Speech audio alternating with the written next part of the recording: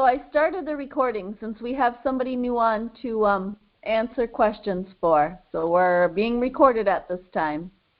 Okay, here's the question. So Leon typed in, I am not a government employee or never have been. I always have been self-employed after working with family business for 7 years. Okay. Okay, good.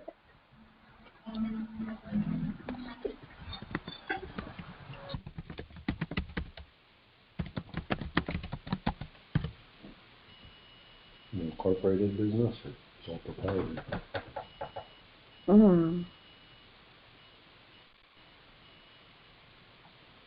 I have 2 questions for him. Yeah.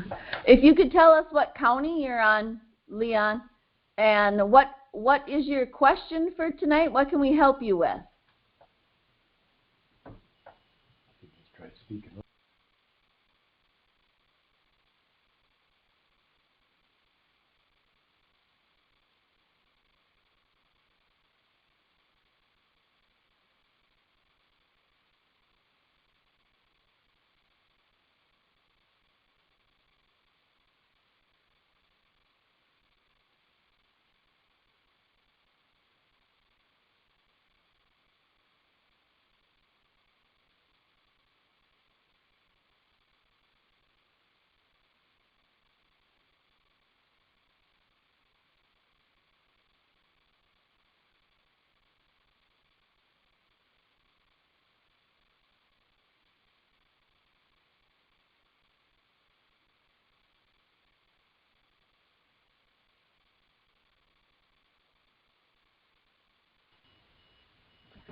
Leon, can you try just talking again audio-wise?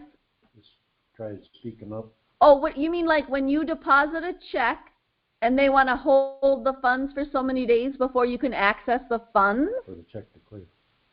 Is that what you're speaking about? Yes. Okay. We have no control over what these banks do at all. Common practice, though. Yeah, it is common practice. If you don't have funds in the bank to cover what you're depositing, they'll hold it. Yes, that's pretty normal. And that's these banks. These banks that we have right now. They certainly aren't our banks, but we don't have our bank running. Right. Another question I have is, all right, so I know moving forward, I am exempt from taxes, right? I want to know what's the process in presenting that so the authorities, know that I am exempt from taxes moving forward. Well, let's start off first, Leon. So you've corrected your status, you said, here through the Minnesota Assembly, and did you say what county you're on? Yeah, Anoka County. In Anoka County. And you've corrected your status, and did you send your letters of revocation to the IRS? Yeah. Okay, so you're all set up. So what taxes, did you say taxes are you talking about? Yeah, like, when they always expect you to pay taxes every year. So I'm like, okay, I know there was taxes they claimed that I owe from 2022. There is a balance. I need to take care of that because that's in the past. But there's another one that they're trying to say I should be taking care of. But I know for a fact that I don't owe it because we did file late. But moving forward, what I'm saying is, because with me and my wife, we're moving on, and so we've been filing separate. We're going through a divorce process. I know they're going to expect to see, our taxes for this year for last year. So what I was trying to do is to learn on my end, what do I need to present, or is it that I just don't file taxes for me personally? Well, I'll tell you what I have done, and then we'll let Doc or Scott or somebody else also answer. What I've done after correcting our status, we notified the IRS. We received their 3 notifications saying that they needed 60 more days, and right.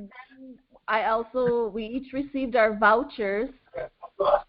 We sent our vouchers back to the IRS saying to settle the account.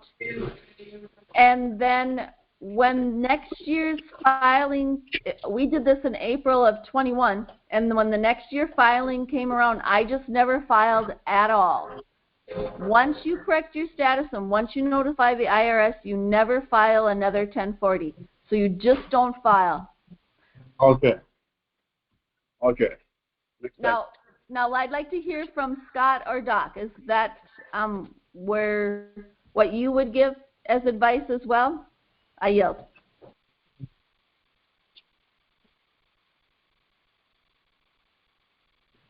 Well, I guess, okay, Scott, I would like to hear from you, but I think that's excellent advice.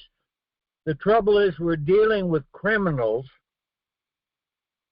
and they really don't have any set rules. They're almost private bounty hunters, where they, just go out and make the rules as they go. So what works for one person won't always work for another. It depends on who you're dealing with. So the procedure of sending that information in, the best thing to do, if after you have notified both the IRS and the Internal Revenue, you have to do both, then if you do get further demands from them or whatever, don't even open the envelope, because it'll be sent to you in an all capital. Your name will be spelled in all capitals, which is not you. It's a foreign corporation of their creation. It is not you. So why would you open someone else's mail? You just, we have if you study Anna's documents and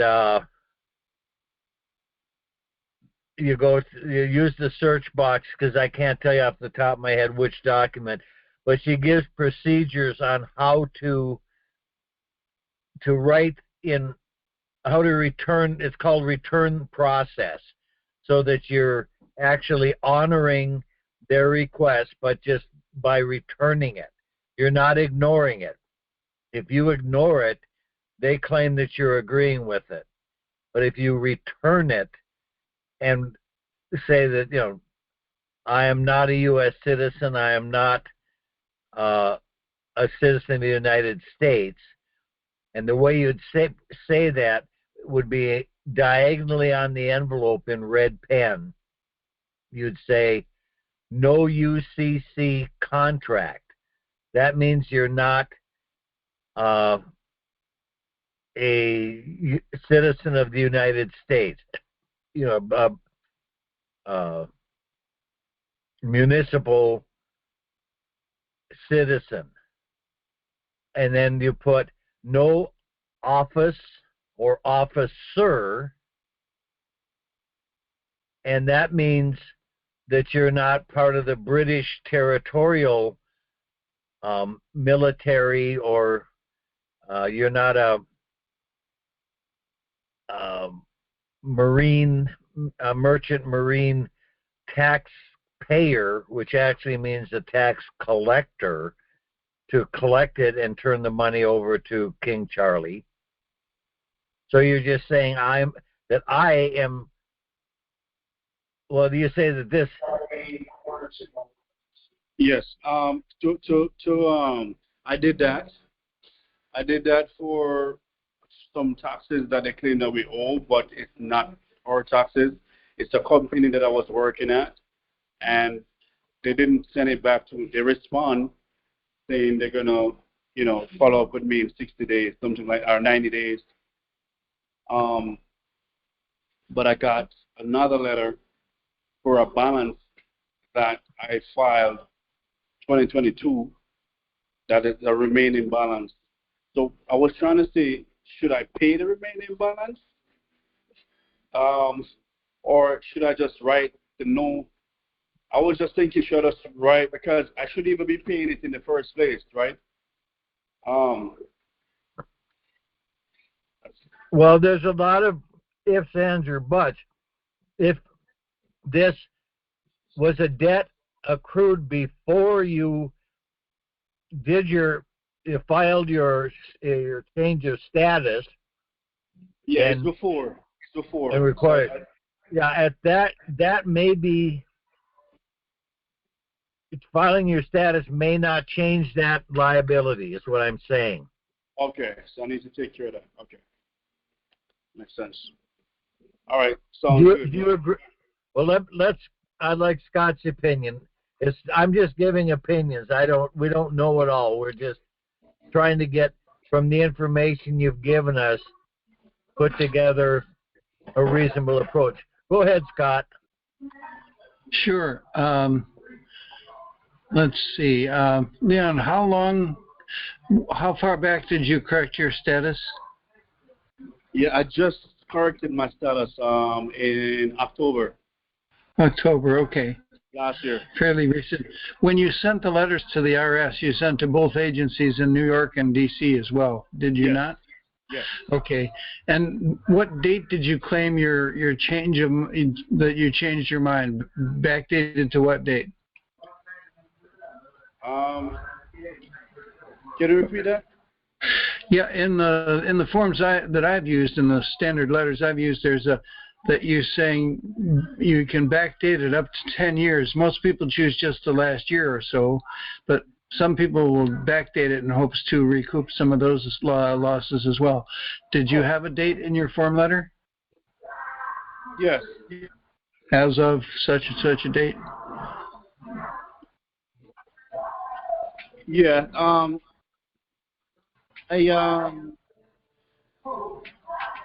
It's usually October 1st because that's the beginning of the government's financial year. Right. But it can be any year up to 10 years back. Right. Did you do it as of 23? No, not 23. So I did it in 23. Right, you wrote the letters then, but did you predate your decision any more than 23? No. Okay. So yeah, the previous debt, I would agree with Doc, you probably need to take care of that. And you know how much they're asking on the balance, correct? I don't need to know, but you know how much it is, right? Yeah, I know how much it is. So you did open that letter. If it's not a lot, I would just pay it, but I would include a note saying this predates my decision to elect not to pay taxes, and include a copy and a true copy in your name of the letter that you did send. And so I only pay this because it's before I chose to cancel my election to pay taxes, so that they know this is not a recontracting into their system. You see what I mean? Right. Makes sense. Yeah. You want to say it's based on my decision, the date of my decision to elect not to pay taxes anymore, for it is electoral, and that's the only reason I'm paying this. Put it that way, in a nice way, and send them with a copy. And when you make a true copy, you just copy the letter that you sent. You kept a copy, I'm sure, right? Yeah. Yeah, so make a copy of it right on the bottom in a 45-degree angle in red, just the words true copy. We print everything too, except your signature can be as you wish, as long as you do your trademark and use the byline. Just right on an angle of 45 in red, true copy, the date written out like September, all the letters, 23 dash or comma, and the full 4-number date, and then sign it. And put your autograph on it. Do you have an example of that? What's that? Do you have an example of that? I've got scans of stuff. Yeah, I could probably find one. It's pretty simple. The main thing is true copy, the date, and your autograph, all in red on a 45. That's it. But you don't use any abbreviations. That's all. You write out the month.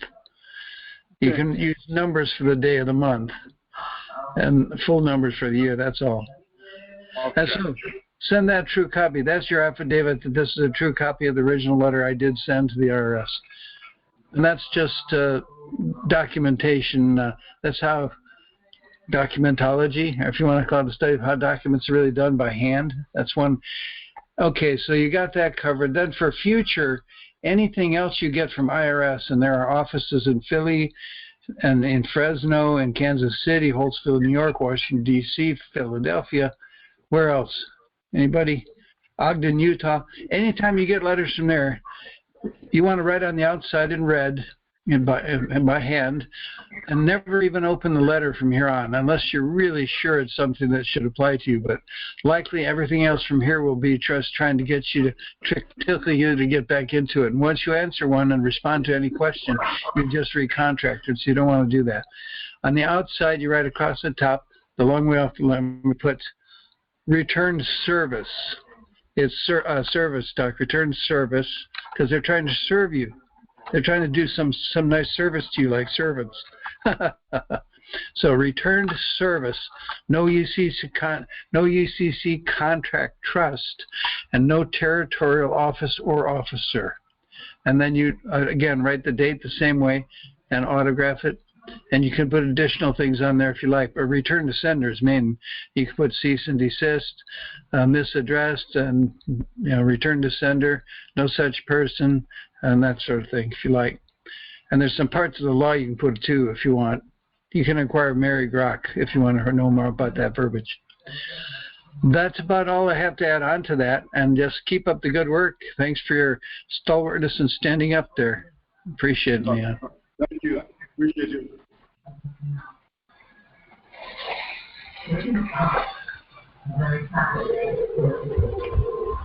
I'll comment again, Leon.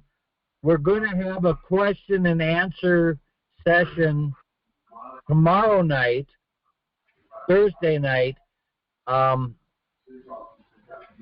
there will be other people on the call who have more experience than us, or different experiences, and it might pay for you to come in to the call that Chester will be sending the invitation out for that.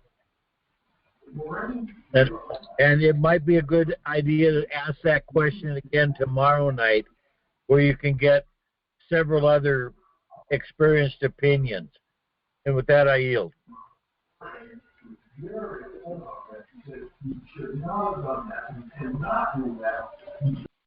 Sounds good. Thank you so much. Good.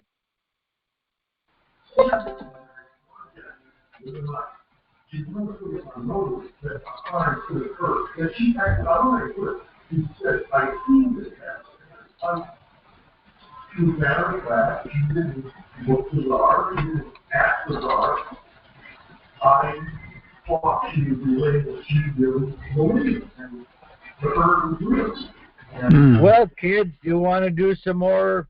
I think we kind of have an idea of what we're going to be doing. I really need to take some time to do editing of that form, that the one that we'll be showing. Though I will be using screen share to show how to get to those the different court forms and things. This is a demonstration, but I'm sure we won't have time tomorrow to do any more than just introduce people to those forms, and then have them on their own time look them over, to the extent of those who will, but with a whole lot of admonitions that, if we don't do this if people don't step up so we can do this, your rights will never be, will be yours in your lifetime. It'll have to wait until enough people do. Just to kind of. That sounds. Go ahead. That sounds good to me, Doc. If we want to wrap it up, we can shut her down, and then you can have this time to keep working on what you want to edit or what you want to highlight, so you're prepared. You don't have to put time in it tomorrow. Oh, I'm going to have to put time in it tomorrow, too, believe me. Well, yeah, even if you don't get through all 14 pages, we'll always have another Q&A. Yeah, but I just want to get it down to the important point. They're not going to memorize all of the minutia anyway. It's just, No. This is the office, this is its main function, these are the skills we need. Who wants to step forward? This is another office. These are the skills you need. Who wants to step forward? Just kind of do something like that. Okay. Well, I'll shut down the recording. You have anything else you want to talk about, Scott? Is Leon still here? No. No. Oh. No, he left. I'll look for his email. I have a copy of one of those letters, how they're written on the outside. I'll send it to him if I can find his email. Well, I don't know where I would find it, actually. I don't have a current journal. All right. Maybe tomorrow night we'll look for him. Right. Yeah, he might show tomorrow. Okie dokie. Okay. And on that note, go ahead, Scott. Did you send that this document we were looking at with the 14 pages? Did you send that to me by chance? No, not yet. As soon as we hang up here, I'm going to. Okay, beautiful. That's all then. Thank you. Thank you, Scott. I'm good. All right. Take care then. Happy Valentine's Day. Happy Valentine's Day. We'll see you guys tomorrow night. So